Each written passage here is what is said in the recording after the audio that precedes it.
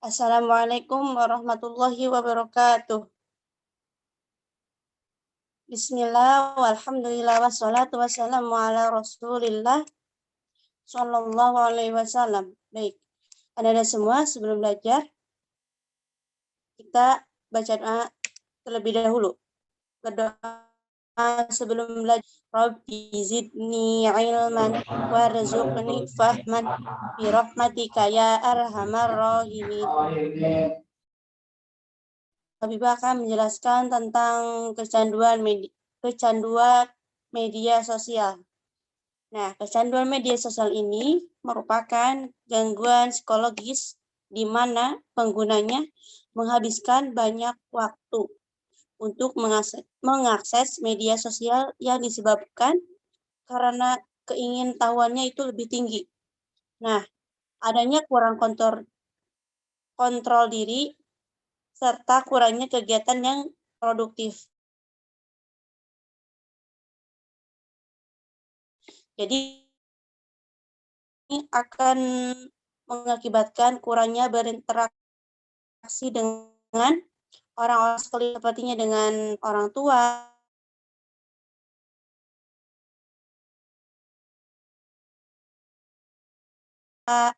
lebih mengenal dengan teman yang ada di dunia maya. Ya, dunia maya itu seperti di chattingnya di Facebook atau di WhatsApp atau di Messenger seperti itu. Dan di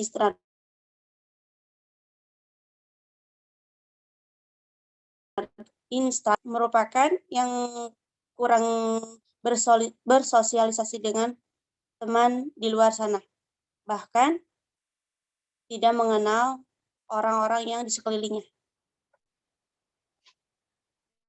Ya, terima kasih kepada Bu Biba yang telah menjelaskan sedikit tentang kecanduan media sosial. Seperti yang tadi telah dijelaskan bahwasanya kecanduan media sosial terjadi karena kita terlalu sering menggunakan gadget ya. Adapun selain kecanduan media sosial, ada lagi kecanduan game online. Apa sih ciri-ciri dari kecanduan game online dan caranya kita mengatasi kecanduan game online?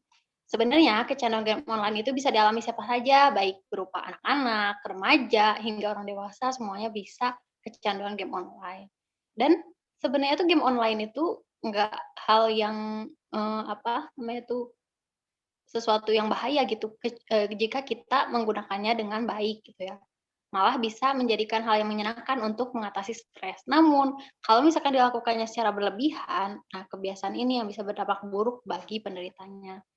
Banyak juga orang yang menjadikan game online itu sebagai hobi untuk mengisi waktu luang, namun kalau tidak dilakukannya itu dalam batasan yang tidak wajar dan mengganggu aktivitas, maka ini tidak baik untuk kondisi kesehatan. Lalu apa sih ciri-cirinya seseorang itu bisa masuk ke kategori kecanduan game online? Gejalanya itu kayak gimana sih? Nah, ini biasanya gejalanya. Yang pertama, kalau misalkan kita bermain game itu pengennya terus-terusan setiap waktu gitu, sampai nggak ingat waktu. Malah kadang kita sampai merasa murung, stres, atau bahkan marah ketika kita tidak bisa bermain game gitu. Jadi benar-benar perlu waktu yang lebih banyak supaya kita bisa main game gitu. Lalu, selain kita menghabiskan sebagian besar waktunya kita buat main game, kita juga biasanya sampai lupa aktivitas-aktivitas lain seperti makan, malah mungkin lupa makan ya, lupa mandi juga, atau lupa belajar, atau sampai lupa bekerja bagi yang orang dewasa karena terlalu fokus untuk bermain game.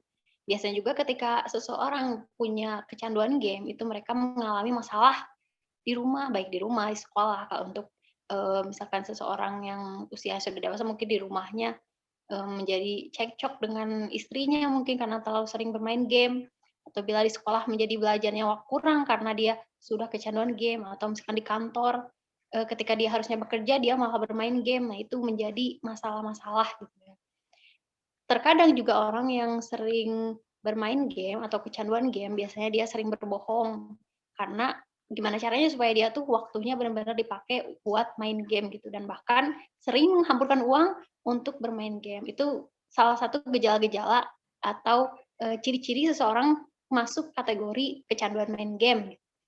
Lalu gimana sih caranya kita mengatasi supaya kita nggak kecanduan game? Caranya adalah yang pertama, kita harus bisa membatasi waktu bermain game. Misalkan kita, aku maunya sehari main game tuh cuma sejam gitu, atau misalkan 2 jam. Jadi dibatasi jangan sampai dengan adanya main game kita jadi lupa dengan aktivitas-aktivitas yang lain.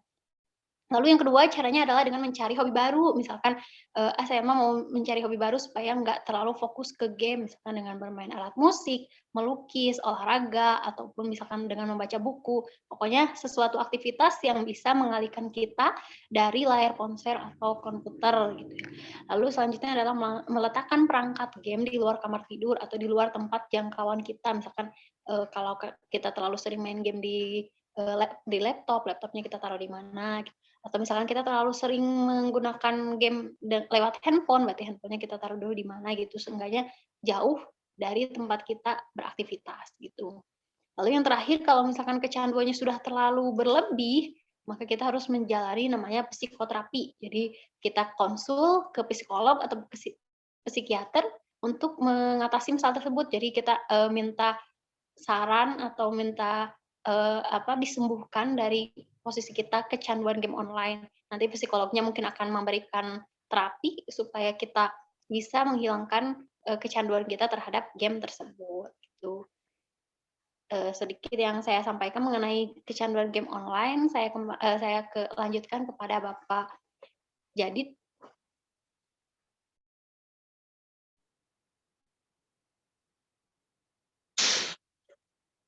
Baik, sekarang Bapak di sini akan menjelaskan tentang blended learning dan project based learning. Sebelumnya ada yang tahu? Tidak ada, Pak. Blended learning adalah sebuah metode pembelajaran yang mana mengkondisikan, mencampurkan, menggabungkan antara pembelajaran luring sekarang ya dan pembelajaran secara daring atau istilahnya. Jadi blended learning itu menggabungkan ya. Jadi yang daring sama luring digabungkan menjadi satu. Itu namanya blended learning. Paham?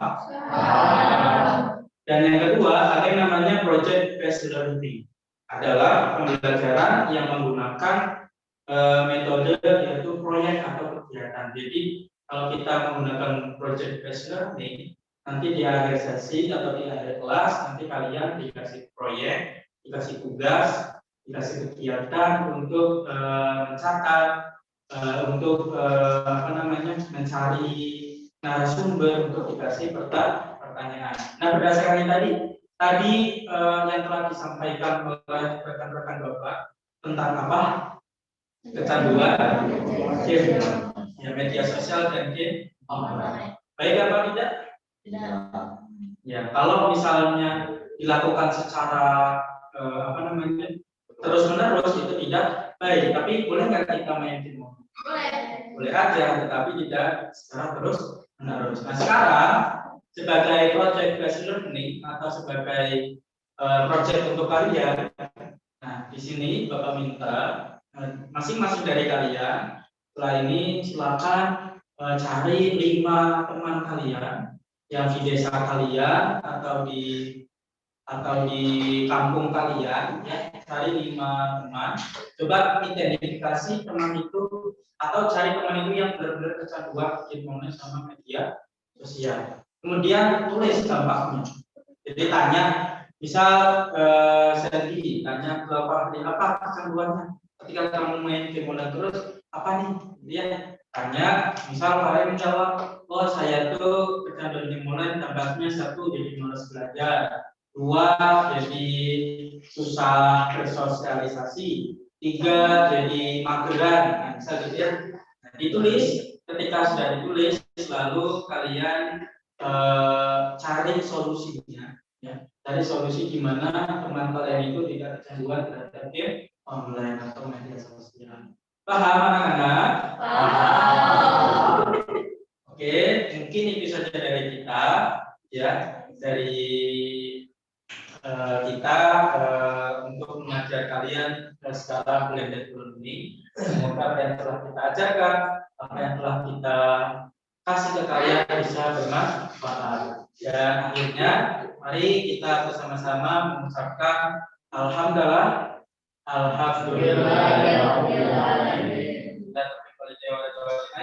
Terima kasih telah mendengarkan. Wassalamualaikum warahmatullahi wabarakatuh. Waalaikumsalam warahmatullahi wabarakatuh.